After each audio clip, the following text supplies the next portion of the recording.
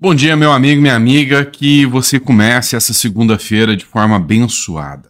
Vamos lá, vamos começar com notícia importante, hoje falando sobre Cleitinho Azevedo. A Alê Silva, que também foi deputada estadual, ela trouxe informação sobre o Cleitinho Azevedo e a gente deseja força aí ao parlamentar.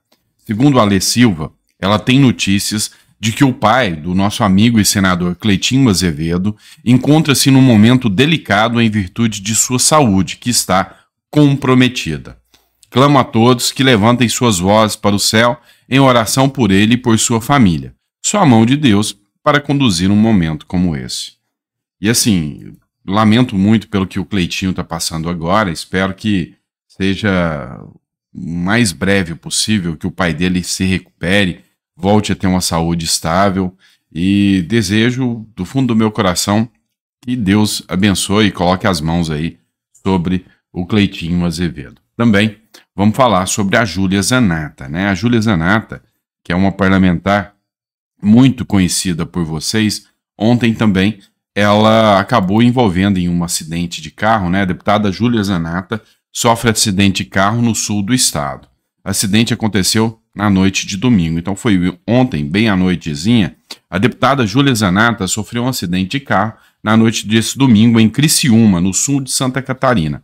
Conforme informações preliminares, a polícia, a política, né, só sofreu ferimentos leves. Que bom, né? Então, assim, foi um acidente que aconteceu, um veículo acabou por bater na parte de trás do carro onde ela estava. Foram ferimentos leves, mas o susto sempre fica, né? Então, desejo que recupere psicologicamente logo ela e que bom que não tiveram vítimas aí mais graves, certo?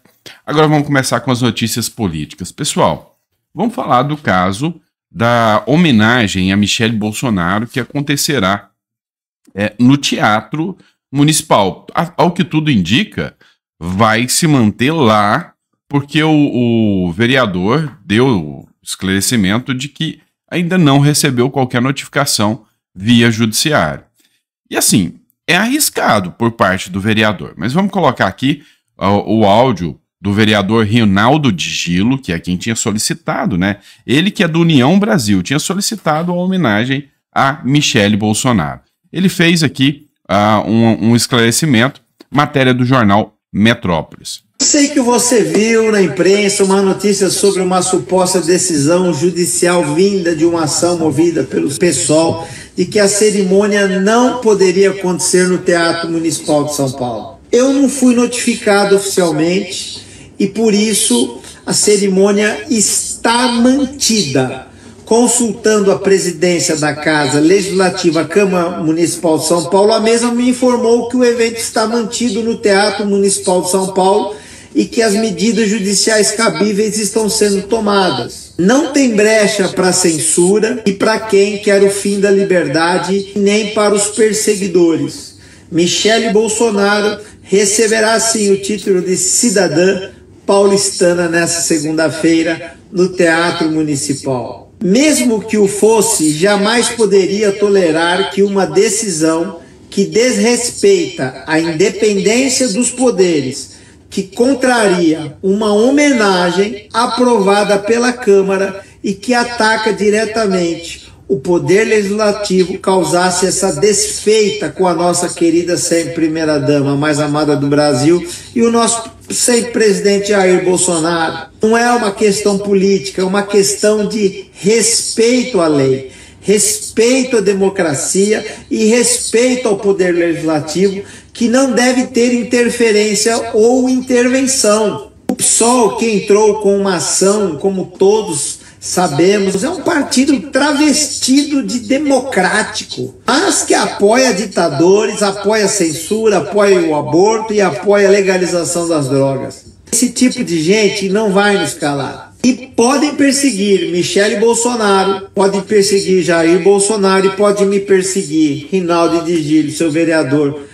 Nós já estamos acostumados, mas a Bíblia diz em Mateus 5,10: bem-aventurados que forem perseguidos por causa da justiça, porque deles é o reino dos céus. E é o reino dos céus que é o nosso objetivo. Te vejo lá segunda-feira no Teatro Municipal de São Paulo. Pois é. Quais são os recados que esse vídeo aqui do Rinaldo Djílio passa, né?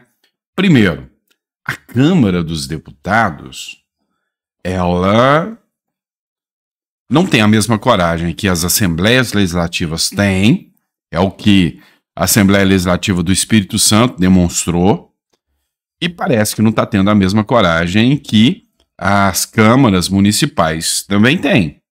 Porque assim, a minha visão como advogado, essa decisão do magistrado, do desembargador, ela viola a separação dos poderes, na minha visão, como advogado, seguindo a interpretação do STF? Sim, sim. Porque a interpretação que o próprio STF tem é que a interferência de um poder no outro, ou seja, para o judiciário dar uma decisão, ela não pode fazer análise com base na conveniência e oportunidade. Ou seja, tem que ter um crime, uma violação às regras da administração pública latente. Como o Rinaldi aqui deixou bem claro, a Câmara dos Vereadores aprovou. Não é uma coisa que simplesmente é uma vontade de um vereador contra a lei. Não, não há nenhuma violação à lei aqui. É lícito fazer homenagem, sim. Tanto que o PSOL faz, quanto a decisão aqui judicial, na minha visão, elas violam aqui, sem sombra de dúvidas, o preceito da separação dos poderes. Agora, nós não podemos esquecer de um pequeno grande detalhe. Aqui é o Brasil. E aí, o judiciário aqui deita e rola em cima dos outros poderes. Então, assim, é muita coragem do Rinaldo Djílio com esse vídeo e peitar o judiciário. E eu acho que isso aqui é uma coisa, é uma situação que começa a desencadear mais e mais situações no Brasil. Ou seja, começa com a Assembleia Legislativa, agora com a Câmara de Vereadores. Daqui a pouco vai ter mais gente aí colocando um chega aí em algumas decisões arbitrárias do judiciário. Vamos lá, pessoal. Vamos falar agora de um caso, assim, interessante, né? Um dia retorna, não é isso, né? Então, presta atenção no caso dessa matéria do Metrópolis. Esse aqui é o Chiquinho Brazão, o deputado federal do União Brasil, que foi preso por ser um dos supostos mandantes do caso Marielle Franco. Suposto mandante voltou com o STF para manter deputado preso. Pois é, deixa eu esclarecer para vocês o que é a lei do retorno agora, hein? O Chiquinho Brazão, ele resolveu votar a favor da prisão do Daniel Silveira. Pois é, você lembra que quando o Daniel Silveira foi preso, o Congresso Nacional, a Câmara, precisava referendar a prisão do Daniel Silveira para ele se manter preso. 300 e tantos deputados, inclusive deputados da ala bolsonarista, votaram para o Daniel Silveira se manter preso. E aí, quando eu reclamo, quando eu critico, aí tem gente que fala, não, mas você nunca pode criticar, eles sempre estão certos, né? Estão certos nada. Vocês me desculpem aí, mas no caso do Daniel Silveira, é que abriu a porteira para tanto poder ao Supremo Tribunal Federal. E aí acontece que o Bolsonaro ficou calado na época, depois veio a anistia e tudo, mas na época que aconteceu, o Bolsonaro tinha que ter dado, perdão da palavra, esporro nos deputados que eram da sua base, que foram lá e que votaram a favor do Daniel Silveira. Acontece que o Daniel Silveira foi lá e foi preso, né? Aumentou aí a força do judiciário sob maneira. E o Chiquinho Brazão agora vai ter que passar também pelo escrutínio da Câmara dos Deputados, para saber se o Chiquinho Brazão permanece preso ou não. Se ele permanece preso ou não. É lógico que aqui dificilmente algum deputado vai votar a favor do Chiquinho Brazão. Afinal, o caso Marielle Franco é um caso de repercussão nacional, é um caso muito grave. E aí, Independente se você é direita, é uma vida que se perdeu. Ah, mas fizeram muita narrativa. Não importa. Não importa. É pouco provável que o Chiquinho Brazão consiga aqui o alívio por parte da Câmara dos Deputados, nesse caso aqui. E provavelmente o voto vai ser pela manutenção da prisão do Chiquinho Brazão, né? A lei do retorno chegando aí também. Bora lá, pessoal. Ainda sobre o caso Marielle Franco, um ponto chamou muita atenção. Uma publicação do Ale Freitas. Olha só. Marielle não foi morta porque era mulher, era negra, era lésbica, era vereadora, era do PSOL. Cara, isso foi o que o PSOL bateu durante 6 anos.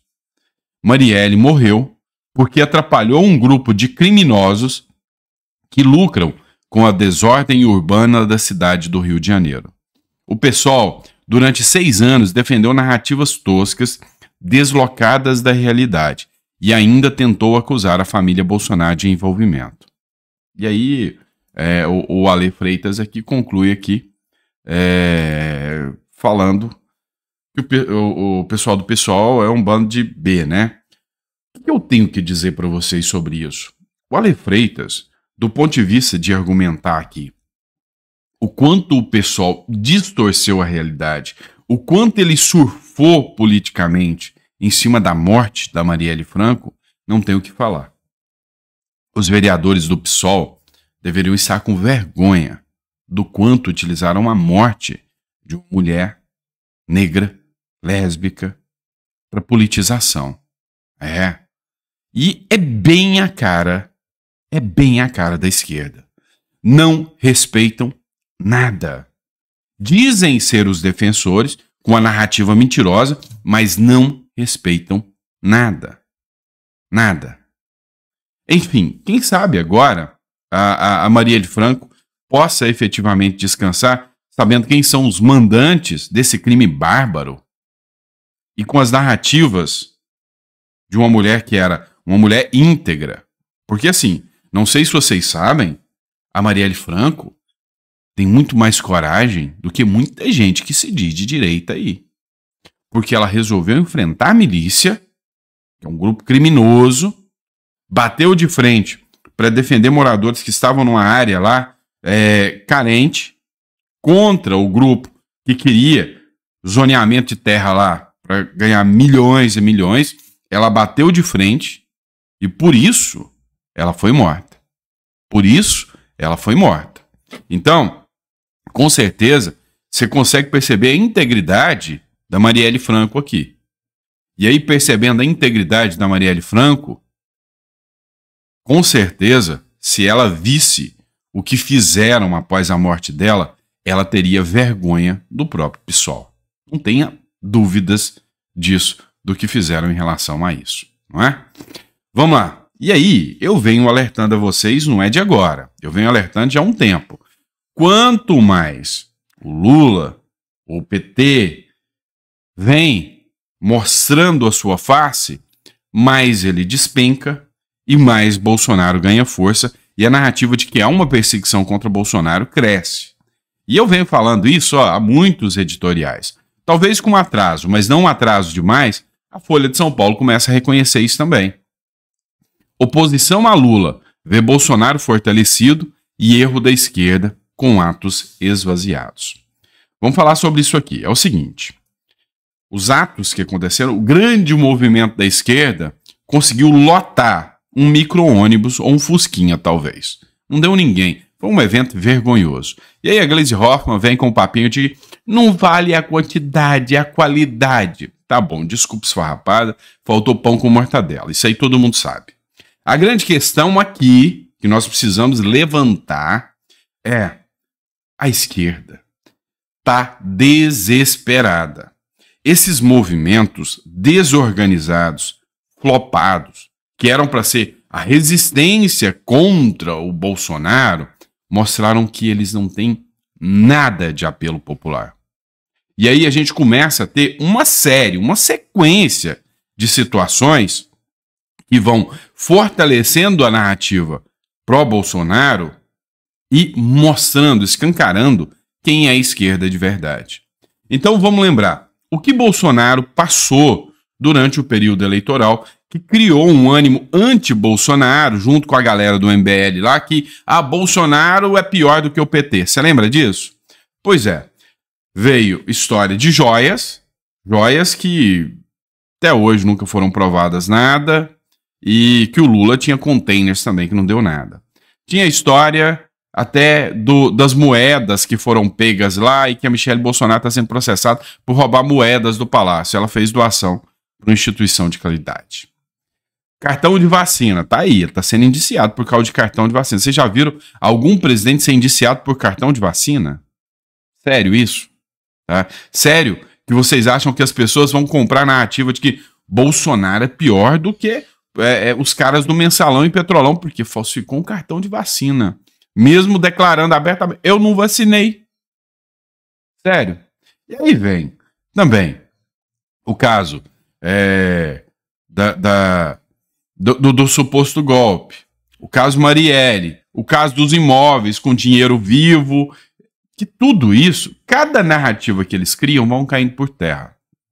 Mas as duas principais, que vão mostrando aí um absurdo, a primeira é a narrativa dos móveis, que foi amplamente divulgado pela imprensa e foi uma vergonha ver jornalistas, né, que sustentaram esse argumento, em momento algum falaram, peraí, o Lula tá mentindo desde do ano passado, já sabia onde estavam os móveis e vem mentindo.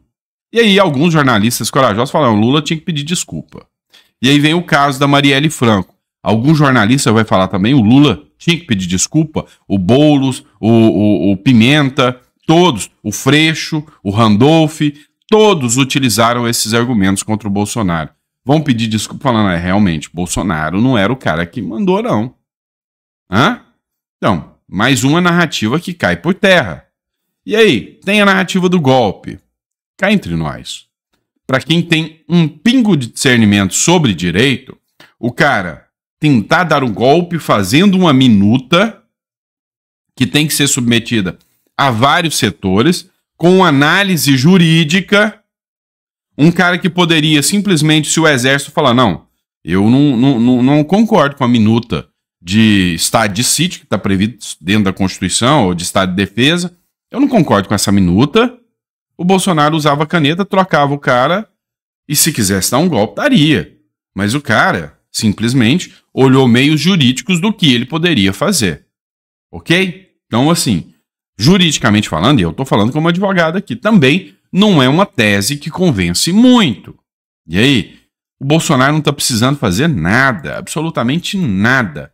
Ele só deixa acontecer. E aí ele está vendo a Odebrecht voltando, ele está vendo financiamento a Cuba, financiamento a outros países voltando, ele está vendo o Lula mandando dinheiro para a agência que financia o Hamas, a agência da ONU. Ele está vendo o Lula atacar Israel e o brasileiro tem um sentimento de gratidão muito grande por Israel e o Lula parece que não percebe isso, ataca Israel. Ele está vendo o Lula endossar a ditadura cubana, Bolsonaro, e a direita sempre alertou, Lula se alinha a ditadores. O Lula traz Maduro aqui com honras de chefe de Estado e é o fiador da eleição venezuelana, com prisão de opositores e tudo mais. E aí, não precisa fazer mais nada. Deixa acontecer que o cara derrete sozinho. Derrete sozinho. É isso que está acontecendo. Tá? Então, hoje, para aquela galera que acreditava que o amor venceu, que a democracia venceu, o Estadão, a volta de Lula, deu ânimo aos que pretendem reescrever a história da Lava Jato, como se a corrupção durante os governos do PT não tivesse existido. Mas os fatos se impõem. Um revisionismo sem vergonha.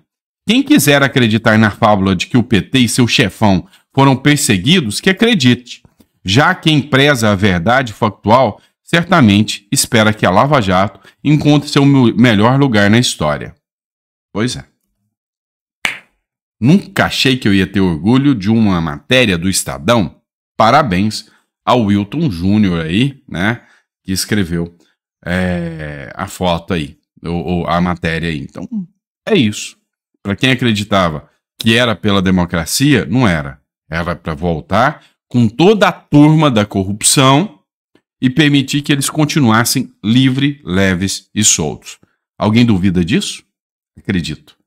E não. Tá certo? Pessoal, grande abraço, fiquem com Deus. Vejo vocês daqui a pouquinho, meio-dia a gente tá de volta.